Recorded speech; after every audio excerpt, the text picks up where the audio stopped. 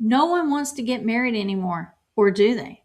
What if I told you that young adults actually place value on marriage? And do half of all marriages actually end in divorce? The stats may surprise you.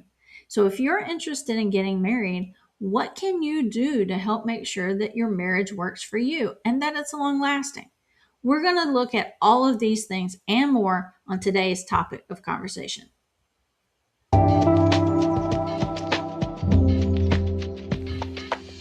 I'm Terry Barton, and my goal is to help you navigate the issues and concerns that you might have by bringing the Christian worldview into the conversation. And today we're going to look at marriage. We'll look at some stats regarding marriage and divorce. We'll also look at the benefits of marriage.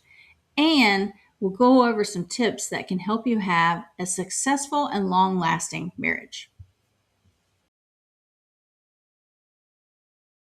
So, how do we see marriage today? Like, do we overall see it as good? Is it bad? What are people thinking when they think about marriage? Well, according to a 2024 Barna study, about 89% of Americans see value in marriage. In fact, if you take a look at this graph, you can see it broken down by generations as to what people think about marriage.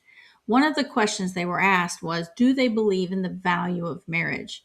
And in that, we can see that 81% of Gen Z see some value in marriage. It goes up from there, with the millennials being at 85%, Gen X being at 90%, boomers being at 92%. So there is definitely the belief that there is some value in marriage. So looking at this a bit further, we see that Gen Z hopes to get married one day. Now, Gen Z is pretty much between the ages of 17 and 29 years old. And in the Barna study, they found that 78% of Gen Z actually hope to get married one day. 73% of millennials also hope to get married in the future. So there's a lot of interest in getting married. But how many people actually do get married? According to the 2025 United States Census Bureau, they said that 47% of households are married already. Now, 50 years ago, that number was a bit higher. It was at 66%. So we have fewer married households today than we did before. They also reported on the median age for people getting married, so how old they were the first time that they got married. And they found that men were 30.8 years old and women were 28.4 years old when they got married. When you compare it to 1975, men were 23 and a half years old and women were 21.1 years old. So we have a lot of people married, but how are those marriages holding up? How many people are staying married and how many people are getting divorced? The Barna study reports that 1 in 6 adults reports that they've been divorced. So that's a little over 16%. But divorce rates were actually higher in the past. In this graph, you'll see that the peak divorce rate was in 1980. This took a look at women's divorce rates, and you can see that it was at 22.6% in 1980. There was a steady increase from 1960, where it was kind of hovering the same for several decades, and then it went up in 1970 and it went up again in 1980. But we have had a decline after that point. Now, I've always heard that half of marriages end in divorce, but these statistics show us otherwise. And I found, that while that half all end in divorce is not reality, the idea of it is actually rooted in probabilities. If you look at that spike from 1970 to 1980 and you think, well, we see this increase, it's probably going to continue. If you thought it's going to continue and you try and predict divorce in the future based on those stats that you see there, you could end up with a graph like this. And in this graph, it does appear that half of marriages might end in divorce at some point in time. In their graph, they looked at those who were married in the 1970s, and they said, well, if they keep on this trajectory, half of them are going to end up divorced after about 50 years or maybe a little less of being married. So, based on these statistics that we have today, we can see that people actually do a better job of staying married than we thought. But just having the odds in our favor is not enough. Ideally, we want to take steps to help ensure that our marriages are successful and that they are lasting. But before we take a look at those pointers, those steps that we can take, let's back up a second and look at the origin and the benefits of marriage. So, in the Christian worldview, marriage was instituted by God. If you go back to Genesis chapter 2, we can read about that. We see that in Genesis chapter 2, verses 21 through 24, it says, "So the Lord God caused a deep sleep to fall upon the man, and while he slept, he took one of his ribs and closed up the place with flesh. And the rib that the Lord God had taken from the man, he made into a woman and brought her to the man. Then the man said, 'This is at last bone of my bones and flesh of my flesh. She shall be called woman because she was taken out of man.' Therefore a man shall leave his father and his mother and hold fast to his wife, and they shall become one flesh." So notice the similarities between that passage and wedding ceremonies as they're performed today.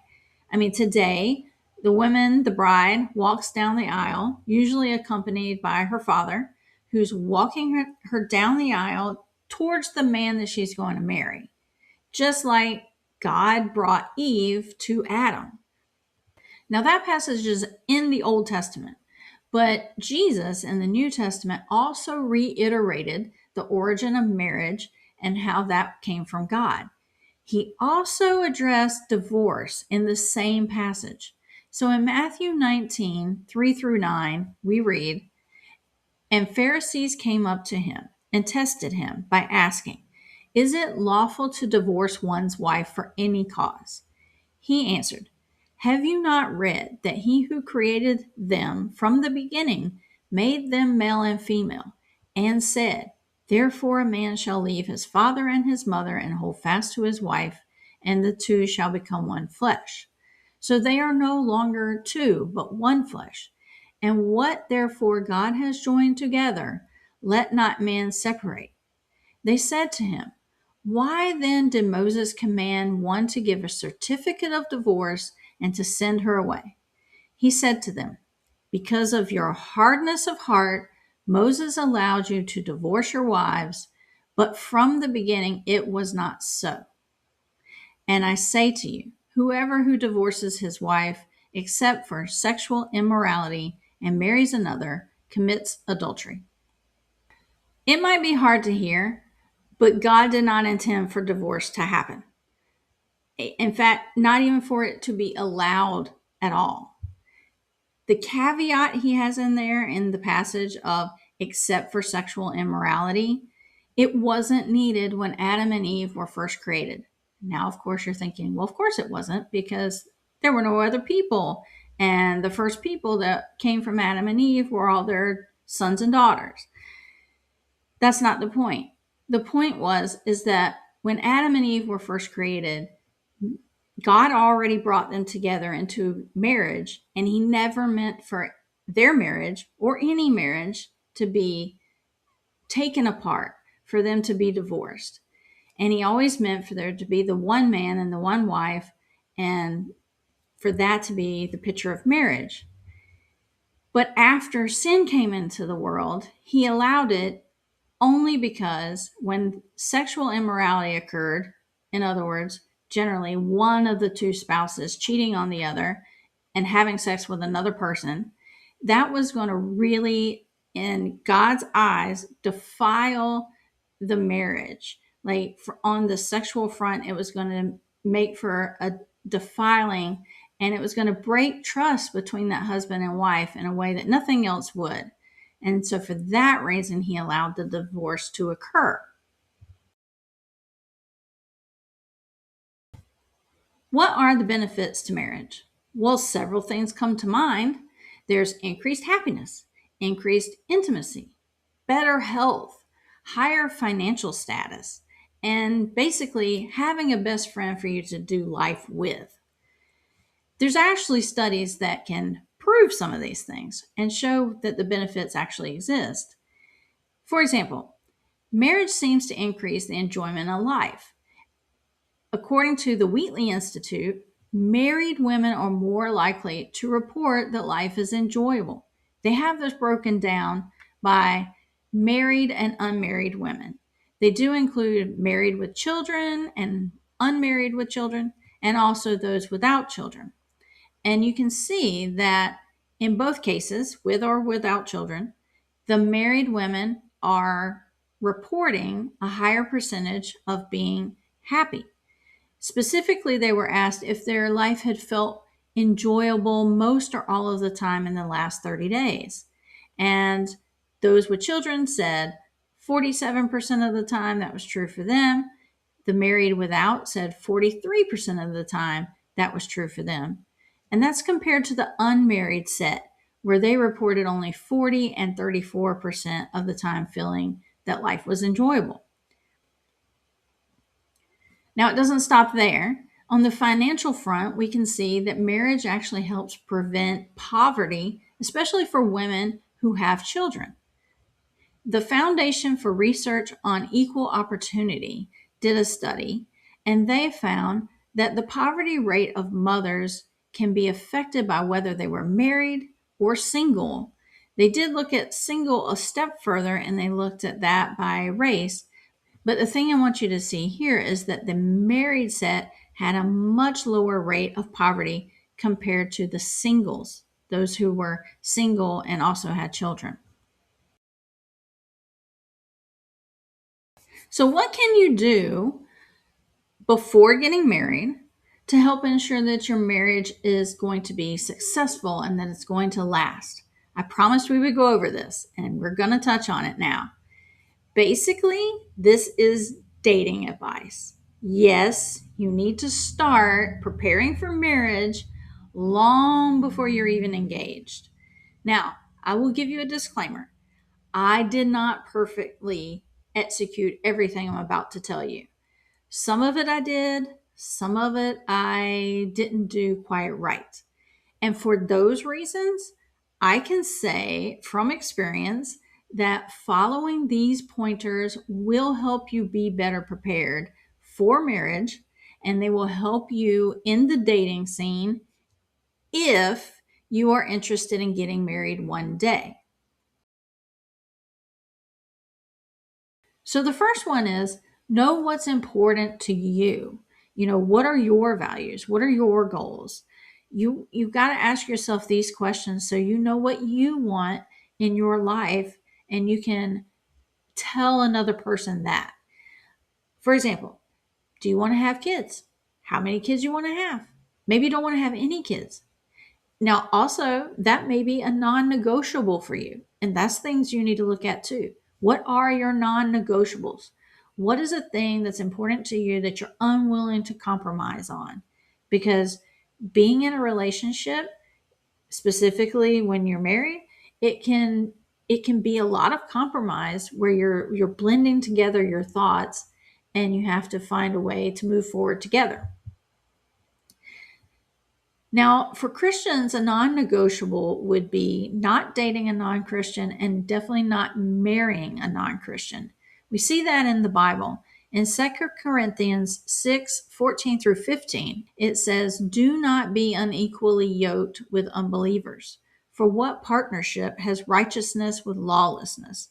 Or what fellowship has light with darkness? What accord has Christ with Belial? Or what portion does a believer share with an unbeliever?"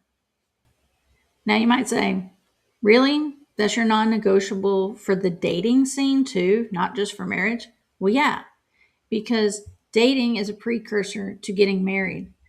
You're not just going to randomly walk up to some guy and say, "Hey, I want to marry you, no questions asked," and you go get married same day. So there's definitely going to be some things that are going to be important that should be so important as far as marriage goes that you're going to look for that and have that right out front from the beginning while you're dating. Now, I know this one is not going to be popular, but the second point is do not have sex. I mean, not while you're dating, not even when you're engaged. Just don't do it. And I know tons of you do not want to hear that, but I am telling you that it can save you a lot of trouble, a lot of angst to not have sex until you're married.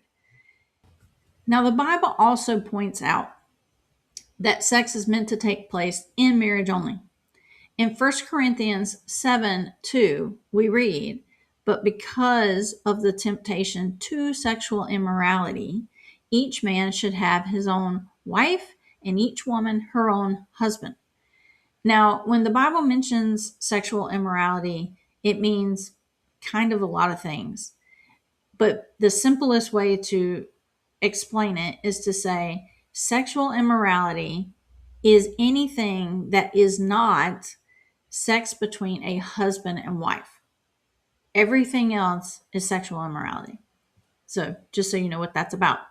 Now, in Hebrews 13:4, we also read, "Let marriage be held in honor among all, and let the marriage bed be undefiled, for God will judge the sexually immoral and adulterous." So the Bible talks about it. Remember, we did say that the origin of marriage came from God. He started it. So if He created marriage, created people, He created Adam and Eve, certainly as the creator of these things, He can tell us what it was meant for. And so in this case, He tells us that sex is actually meant to be between a husband and wife, and that it should involve no one else. And that we should hold a marriage like that in honor. To me, the most empowering thing a woman can do is to refuse to have sex with any man who's not her husband. Now, I know that may not make sense because you're thinking, but we've been through, a long time ago, they did the sexual revolution. It was so we women can be free. We can be as free as men. Well, the men should have never been running around having sex with everybody either. The point is, how much more powerful do you seem if you say, no, I'm not going to do that? I mean, to put your foot down when all of culture is saying, oh, no, it's fine, go ahead.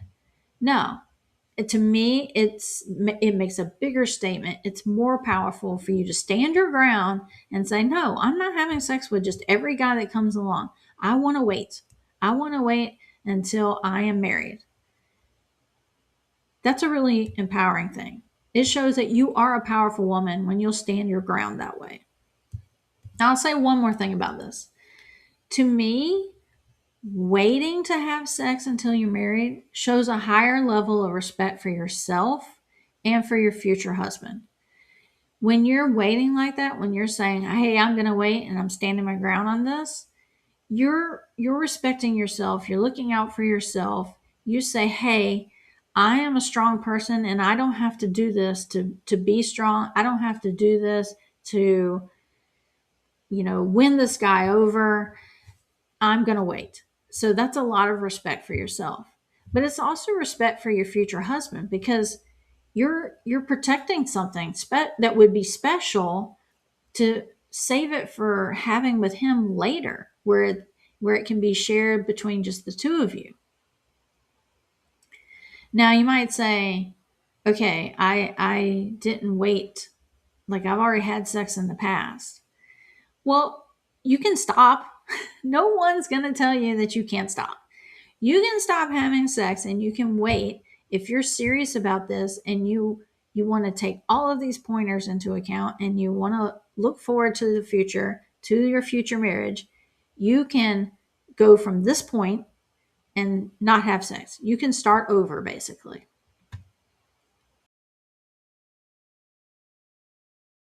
Now, the third thing is to look for a husband. Actually, look for a husband. Maybe that sounds weird. Yeah, you're only dating these guys, but but look for the guy who has good character, who's loyal, who has strong values, someone that it seems like you would be able to have a long term lasting relationship with. Now, I heard someone recently say, look for a guy who would be a great father to your daughter. So look for that guy. Look for the guy who'd be an awesome girl dad, but also look for a guy who would make a fantastic role model if you have sons, somebody that you wouldn't mind seeing your son grow up to be like. Those kind of people tend to make for really good husbands as it happens. And if he doesn't fit the bill now, don't stick around thinking that he's going to change. And honestly, if you feel like you have to change him, does that mean you love him right now? Do you really love him right now if you feel like you have to change him? Or do you love the idea of what he could become? Here's the thing. People may change a little bit, but overall, generally, people don't change too much. So whatever he's like right now is pretty much going to be what he will be like in the future, with maybe a few little tweaks here and there, but not necessarily major things. Much of their personality, things maybe they feel strongly about, those things may never change. So you need to look for the guy who will be the husband that you are looking for, that you need, the person who fits with your values and your goals. You need to look for the guy who fits that bill now.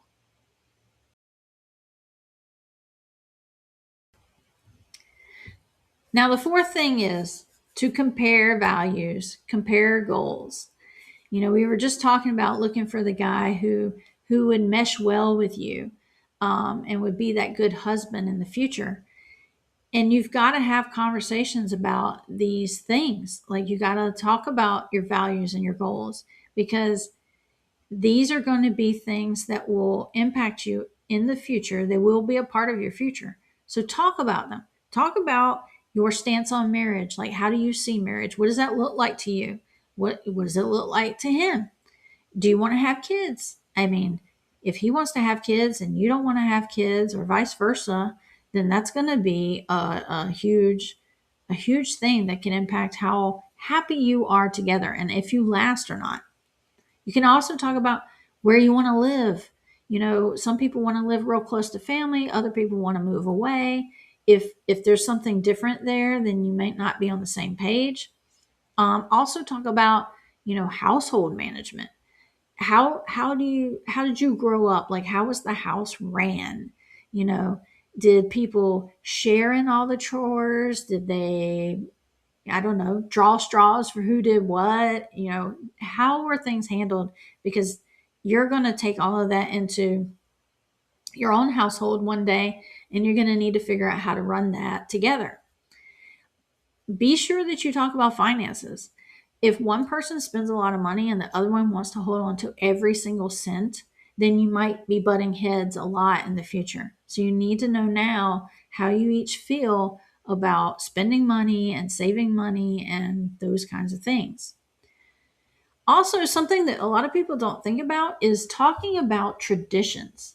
Now, in your dating, you may have the opportunity to experience each other's traditions, but talk about them.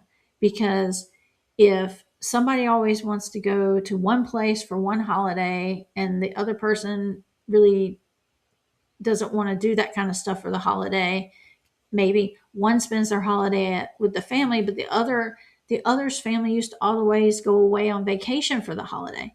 Well, you got to figure out how are those things going to work in the future.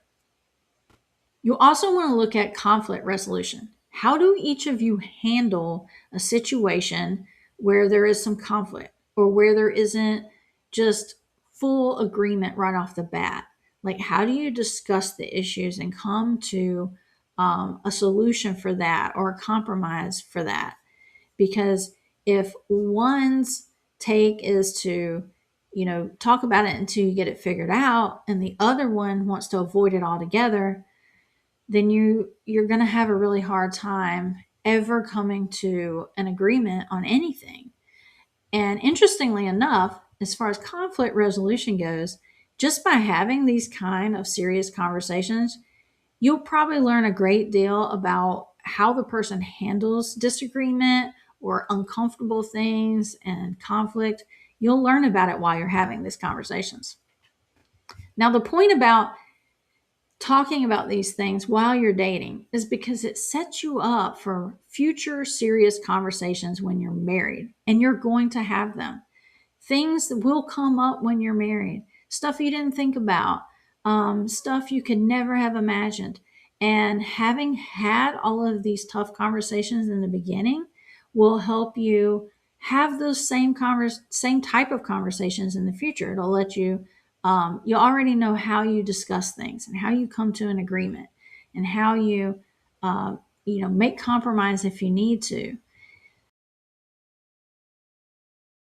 Okay, the fifth pointer is live alone.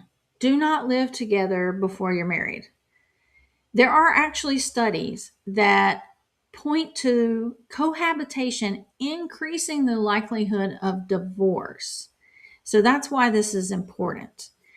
It's also important because if you're trying to avoid sex, as we already talked about, living together is probably not going to result in you avoiding sex. But let's take a look at this graph that talks about marriage dissolution as a result of cohabitation. Now, they define dissolution as including divorce and a separation that's either permanent or likely to end in divorce. And what you see here is that they say 37% of those who live together before getting engaged end up dissolving their marriage.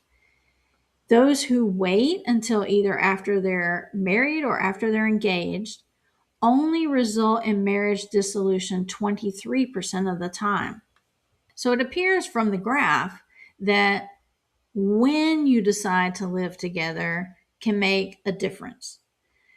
Now, in the study, because they put marriage and engagement together, they lumped it together, I'd really like to see what the difference would be between those who lived together after they got engaged and those who didn't live together until after they were married. I really like to see the two separated, but this graph, this study doesn't tell us that. Still, it is important in the sense that it shows waiting until later on to actually live together can make a difference in whether or not you stay together. I know that's contrary to the theory behind living together, because the theory is that you're testing the relationship, you're trying out kind of what it's like to be married by living together like that. Now, since we're talking about not living together, this is part of the reason why I say compare the goals, compare the values, have those serious conversations about a variety of topics that can impact your life and your future marriage. That's why I say have those conversations while you're dating earlier. You don't have to wait until you don't have to live together to find out those things. You can have conversations about them. In fact, the best way to determine compatibility is to talk about the issues, to talk about your values, to talk about these things. I mean, you can live together and never have talked about any of these things. And then if you decide to get married and one of these things happens that you didn't talk about, it can derail everything simply because you didn't talk about it beforehand. You didn't talk about it while you were dating. You didn't talk about it while you were living together before you got married. And then suddenly this thing happens and you have no idea. You suddenly say how you feel about it, and he says how he feels about it, and you find out you two don't agree about this very serious thing. And next thing you know, you're fighting, and whatever, a year later, you're divorced. Whatever it is, the point is early conversations while dating matter a whole lot more than living together. The real test is the conversations. Can you have the conversations? And then what information are you getting from them? Do you find that you're actually compatible with this person? Or do you find that you guys are you are not anywhere on the same page. In fact, you're not even in the same book. You're vastly different, and you had no idea until you actually started talking about something that was really important to you. So, living together can wait. It can wait until you're married. Building your home life together starts at the point of marriage. That's when you're going to bring yourself and your husband and everything that is part of you into a home together, and you're going to build your home life together at that point. That's when you're going to take all those things that you talked about and you're going to start putting all those things into practice. So there you have it, my 5 pointers for dating with marriage in mind. We'll recap them. The first one was know what's important to you, because you're going to need to know how you feel about things so that you can compare with whoever you're dating. The second was to not have sex before you're married. It's key, it's important, because you don't want to introduce another level of intimacy and things that can make things complicated while you're dating. You're trying to figure out who this person is, and that's just going to be a distraction, if you will. The third thing is look for a husband. Don't just look at the date that you're going on as, oh yeah, this is probably just a guy that I'm going to hang out with for a few months. It's just a fling. It's a whatever. Be serious about it. Why waste your time like that? If you're wanting to be married, then go on every date looking in that person to try and determine if that person is going to be the one that you might marry one day. And the fourth thing is compare your values, compare your goals, talk about what's non-negotiable.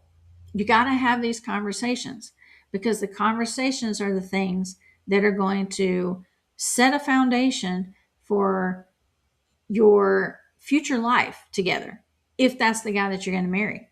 But it might not be the one you're going to marry, because you might have that conversation.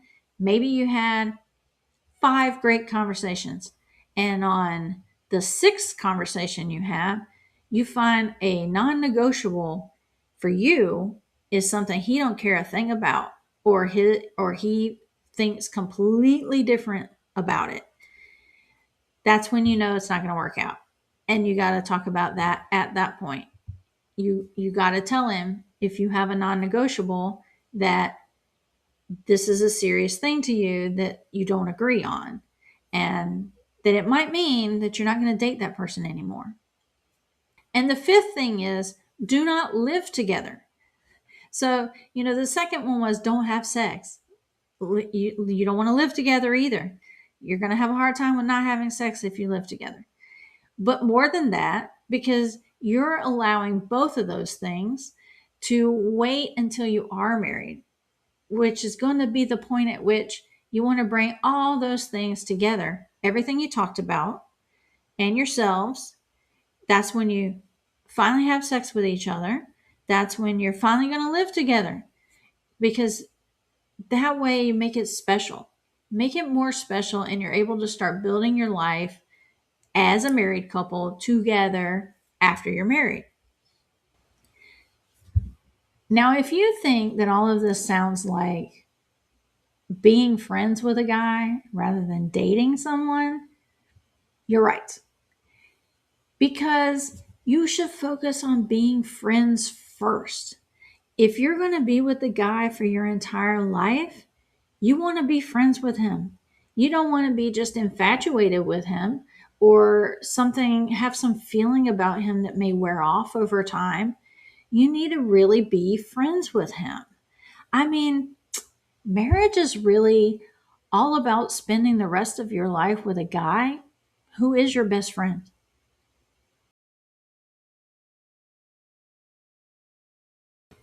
The theory of living together before marriage is that it's a test of the relationship, much like these two. It's a test of them. Maybe they won't be too distracting.